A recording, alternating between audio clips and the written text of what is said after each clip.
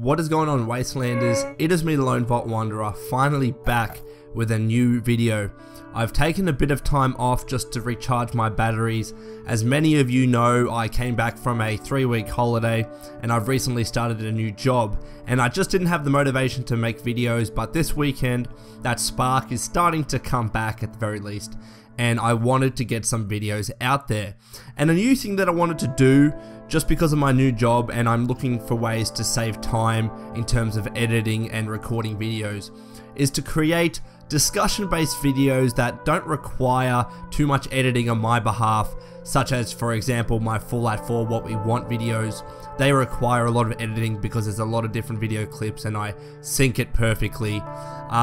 But with these videos, all I want to do is just record something in one take, put some gameplay in the background, and it's going to save me a lot of time, and that way you guys still get a continuous flow of content without too much effort on my behalf, because I am trying to take this new job very seriously.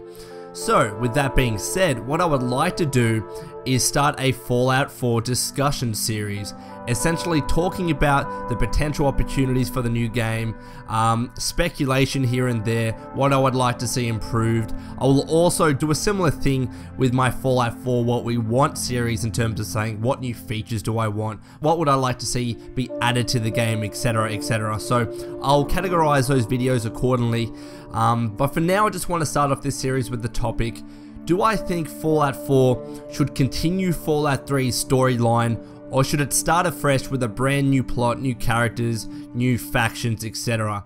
And the first thing that you should note is that if this game is going to be called Fallout 4, obviously it's going to be a sequel to Fallout 3. It's being made by Bethesda Game Studios again, so presumably my best bet is that they're going to be continuing somewhat of Fallout 3, whether that's to a large extent or just to a very small extent, whether they decide to take a particularly innocuous plot line or storyline from Fallout 3, say for example Dr. Lee, who decided to deviate away from the wasteland, whether they take a small thing like that and then turn that into the bigger picture and to the bigger plot for Fallout 4, or whether they look at the storyline from Fallout 3 and say, we can do more with this. I don't think the second option is very realistic, only because the wasteland, if you decided to go down the good route, is fine. It's all hunky-dory. The water is fresh, it's clean, people can drink it. So in terms of the water storyline, there's not much to be done there.